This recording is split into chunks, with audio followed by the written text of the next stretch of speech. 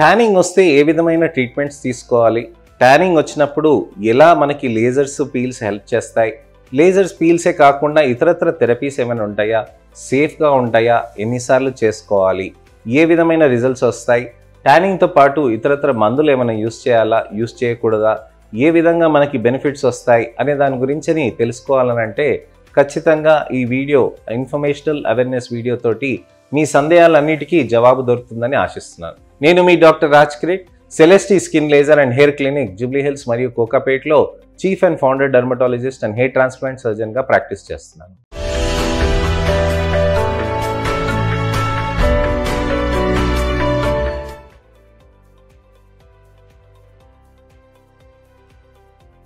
చాలా మంది పేషెంట్స్కి ఇబ్బందులుగా ఉండేది మెయిన్ ప్రాబ్లం వచ్చేసి ట్యానింగ్ అనేది చాలా పెద్ద కాస్మెటిక్ ప్రాబ్లంగా మారుతుందండి. ఎస్పెషల్లీ దక్షిణాది రాష్ట్రాల్లో చాలా మంది ప్రజలకి నలుపు వచ్చేసి ఆ నలుపుని ఎలా తగ్గించుకోవాలో తెలియని వాళ్ళు చాలా మంది ఉంటారు. మీ ఛాతి పైన భుజం పైన ఉన్న చర్మం రంగుని మీరు ముఖం పైన ఉన్న రంగుని కంపేర్ చేసుకుంటే, లేక చేతుల పైన ఉన్న రంగుని కంపేర్ చేసుకుంటే మీరు ఎంత ట్యాన్ అవుతున్నారు అనే దాని గురించి మీరు తెలుసుకోవచ్చు. మీరు కేవలం అద్దం ముంగట నిలబడే మీరు ఇది చూసుకోవచ్చు. ఎవరో వేరే వాళ్ళు చెప్పేదాని కంటే మీ అసెస్మెంట్ మీరు చేసుకోవాల్సిన అవసరం ఉంటుంది. అయితే ఈ విధంగా నలుపు వచ్చిందనంటే మీరు గమనించాల్సింది ఏంటంటే, మీరు ఎప్పుడైనా కానీ షర్ట్ కానీ ఏదైనా కానీ డ్రెస్ వేసుకొని కానీ మీరు ఛాతి పైన భుజం పైన ఉన్న చర్మాన్ని ఎండకి తగలకుండా కాపాడుకుంటున్నారు. కానీ మీ ముఖం పైన ఉన్న చర్మాన్ని ఎప్పుడు కాపాడుకోగలుగుతున్నారు, ఎలా కాపాడుకోగలుగుతున్నారు? ఎటువంటి కవచం కానీ ఎటువంటి ఏ విధమైన కానీ మీకు ప్రొటెక్షన్ అనేది కానీ మీరు చర్మానికి ఎప్పుడు చేయరు. అలాంటి కవచమే, ప్రొటెక్షనే సన్ స్క్రీన్ అనేది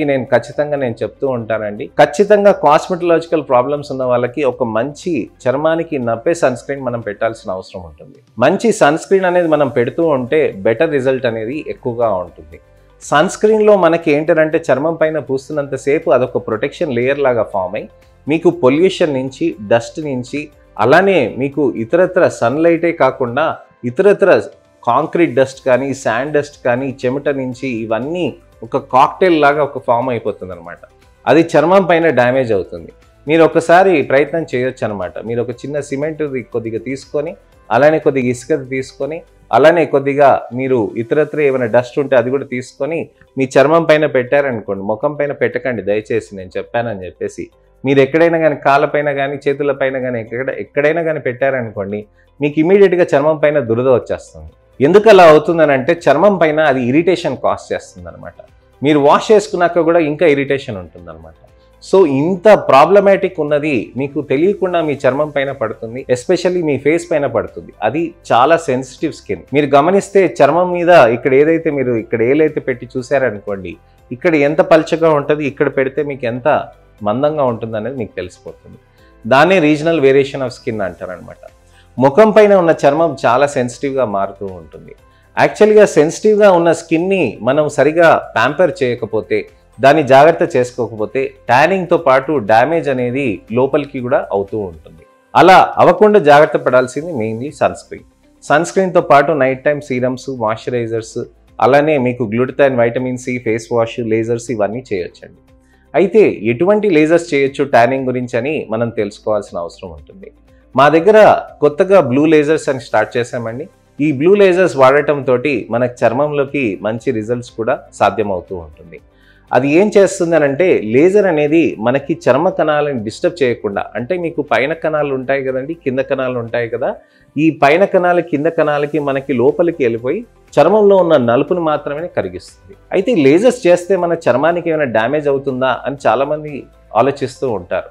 మీకు నిజంగా చెప్పాలనంటే లేజర్స్ అనేటివి అత్యాధునికమైన లేజర్స్ అనమాట. టెక్నాలజీ కూడా చాలా రీసెంట్గా latest upgraded technology.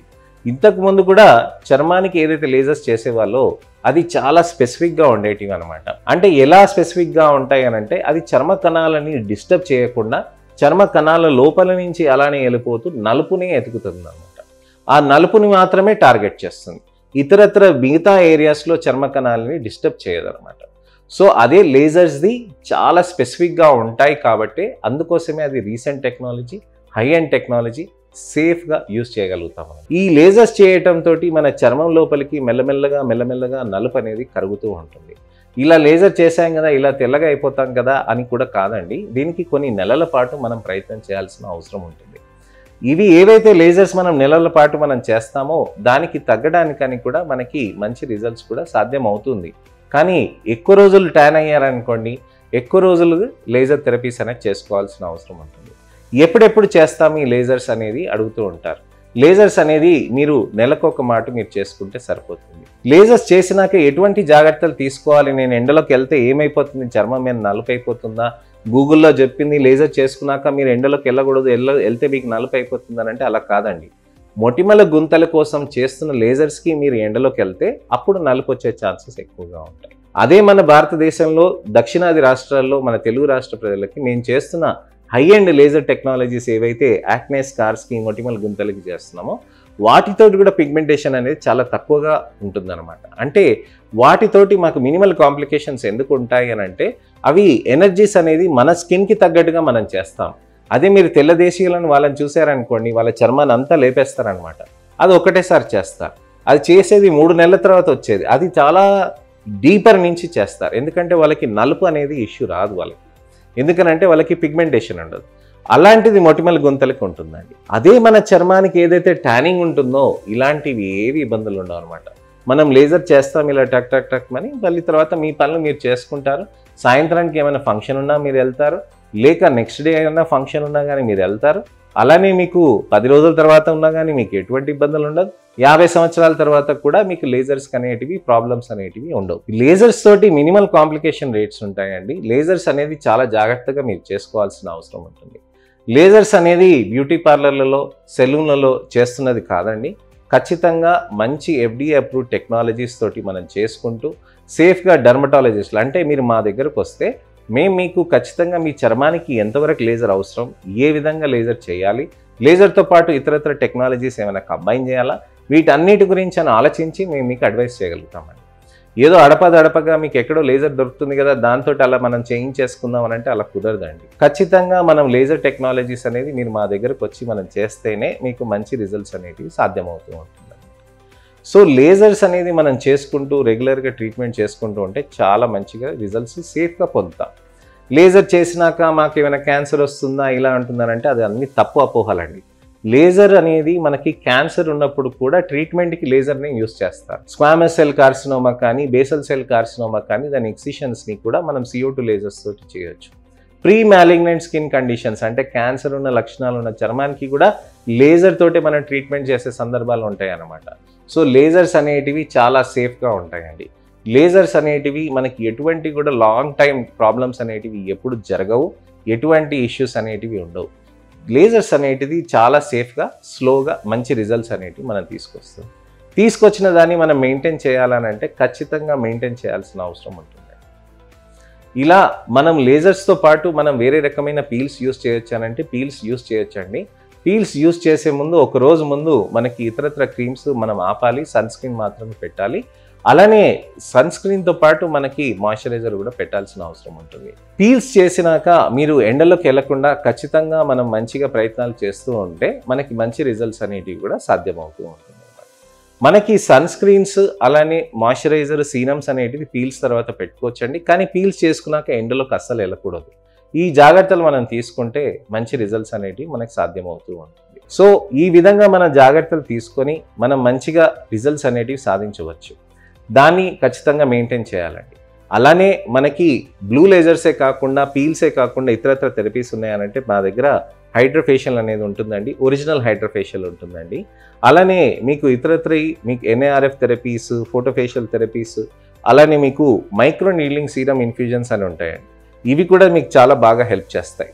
Micro needle serum infusions అనేది మీ చర్మం లోపలికి వెళ్ళి చర్మాన్ని కొద్దిగా మంచిగా, నైస్గా, స్మూత్గా, సాఫ్ట్గా, అలానే ట్యానింగ్ లేకుండా కూడా కరిగించటం అనేది జరుగుతూ ఉంటుంది. అయితే మీ చర్మంలో ఉన్న గ్లో రావటానికని, హైడ్రోఫేషియల్ రావటానికని, మంచిగా స్కిన్లో హైడ్రేషన్ రావటానికని హైడ్రోఫేషియల్స్ కూడా యూస్ చేసుకోవచ్చు అనమాట. మంచి హెల్తియర్ స్కిన్ ఉంటే అదే గ్లో రావటం అనేది మొదలెడుతూ ఉంటుందండి. ఇలా మనం గ్లో రావటానికని మనం ఏదైతే యూస్ చేస్తామో దీంతో చర్మం పైన మంచిగా సన్ స్క్రీన్స్ తోటి మెయింటైన్ చేసుకుంటూ ఉంటే మంచి రిజల్ట్స్ అనేటివి లాంగ్ టర్మ్లో మనకి సాధ్యమవుతూ ఉంటుంది. నా దగ్గరకు వచ్చిన పేషెంట్స్ ఒక 6 నుంచి 8 సెషన్స్, వీలుంటే ఇంకొన్ని సెషన్స్ తీసుకొని దానికి తగ్గట్టుగా మనకి ఏం చేస్తారని అంటే మెయింటైన్ చేసుకుంటూ ఉంటారు. నెక్స్ట్ ఇయర్ వచ్చినప్పుడు వాళ్ళకి పెళ్లి చూపులు ఉన్నా, పెళ్లి అటెండ్ కావాలన్నా, ఫంక్షన్ ఉన్నా, అకేషన్ ఉన్నా, మీటింగ్ ఉన్నా, ఎటువంటి పర్సనల్ అకేషన్ ఉన్నా వాళ్ళకి అప్పటికప్పుడు వచ్చి ఒక 2 నెలల వరకు ట్రీట్మెంట్ తీసుకోవటం, లేక సెలెస్టీ సిగ్నేచర్ ఫేషియల్ అనేది ట్రీట్మెంట్ అది యూస్ చేసుకొని గ్లో తెచ్చుకోవటం, ఆ తర్వాత ఫంక్షన్ తర్వాత మళ్ళీ మెయింటైన్ చేసుకోవటం, ఇలా చిన్న చిన్న బూస్టర్ ట్రీట్మెంట్స్ కూడా చేసుకుంటూ ఉంటారనమాట. సో లాంగ్ టర్మ్ ట్రీట్మెంట్స్ చేసుకొని తర్వాత మెయింటెనెన్స్ చేసుకొని తర్వాత బూస్టర్ ట్రీట్మెంట్స్ కూడా చేసుకుంటూ ఉంటారు. ఎందుకు చేసుకుంటారంటే ఇవన్నీ మనకు ఖచ్చితంగా అవసరమని కాదండి, దానికి మనకి రిజల్ట్స్ అనేటివి బెటర్గా ఉంటాయి, దీనికి ఆ విధంగా బెనిఫిట్గా మనకు ఉంటుంది అనమాట. మన శరీరానికి ఎలా అయితే వ్యాయామం అవసరమో మన చర్మానికి skin care regimen, skin care treatments అనేది ఖచ్చితంగా అవసరం ఉంటుందండి. దీనికి హెల్తియర్ స్కిన్ చెకప్స్ చేసుకుంటూ హెల్తియర్ స్కిన్ అనాలిసిస్ చేసుకొని మీకు మంచిగా చర్మంలోకి మంచి రిజల్ట్స్ రావడానికని తప్పకుండా ప్రయత్నం చేయొచ్చు. సో ఇదండి విషయం. ట్యానింగ్కి ఏ విధమైన ట్రీట్మెంట్స్ ఉంటాయి, ఏ విధంగా సేఫ్ ఉంటాయి, ఏ విధంగా ఎప్పుడెప్పుడు చేసుకుంటారు అనే దాని గురించి నేను మీకు క్లియర్గా డిస్కస్ చేస్తాను. సో ఈ విషయం గురించి మీకు ఎటువంటి అయినా కానీ అపోహలున్నా, సందేహాలున్నా, ఎటువంటి అయినా అనుమానాలున్నా మీరు ఖచ్చితంగా కామెంట్ సెక్షన్లో పెట్టండి. వాటికి నేను వీలున్నప్పుడు టెక్స్ట్ రిప్లై కానీ వీడియో రిప్లై కానీ తప్పకుండా చేస్తాను. అలానే మీకు ముఖ్యమైనది మనకి ఎటువంటి ఇన్ఫర్మేషనల్ అవేర్నెస్ వేరే ప్రాబ్లమ్స్ గురించి ఉన్నా కానీ ఖచ్చితంగా కామెంట్ సెక్షన్లో పెట్టండి, నేను తప్పకుండా వాటికి ఆన్సర్ చేస్తాను. ఈ వీడియోని ఇన్ఫర్మేషనల్ అవేర్నెస్ వీడియో కన్సిడర్ చేసి లైక్ చేసి అలానే ఇతరులకి ఇన్ఫర్మేషన్ అవేర్నెస్ని స్ప్రెడ్ చేయడానికని, క్యాంపెయిన్ చేయడానికని మీరు నాకు హెల్ప్ చేయాలని ఆశిస్తున్నాను. అలానే మీరు వాటిని షేర్ చేసి మీ మిత్రులకు కానీ, శ్రేయభిలాషులకు కానీ, అక్క చెల్లెలకు కానీ, అన్న తమ్ముళ్ళకు కానీ ఎవరికైనా కానీ ట్యానింగ్ ప్రాబ్లమ్స్ ఉండి ట్రీట్మెంట్స్ తీసుకోవాలి అని ఆశిస్తున్నారని అంటే తప్పకుండా ఇలాంటి ట్రీట్మెంట్ ఆప్షన్స్ అనేటివి మీకు ఉంటాయి, తప్పకుండా మీరు చేసుకోగలుగుతారనమాట. అలానే మీరు నా ఛానల్ని సబ్స్క్రైబ్ చేసుకొని నోటిఫికేషన్ బటన్ నొక్కితే తప్పకుండా నెక్స్ట్ వీడియోలో మళ్ళీ ఒక కొత్త ఇన్ఫర్మేషన్ తోటి, అవేర్నెస్ తోటి మళ్ళీ నేను మీ ముందుకు వస్తాను. నేను మీ doctor Raj Kireet, Celestee skin laser and hair clinic, Jubilee Hills మరియు కోకాపేట్లో chief and founder dermatologist and hair transplant సర్జన్గా ప్రాక్టీస్ చేస్తున్నాను. నమస్తే.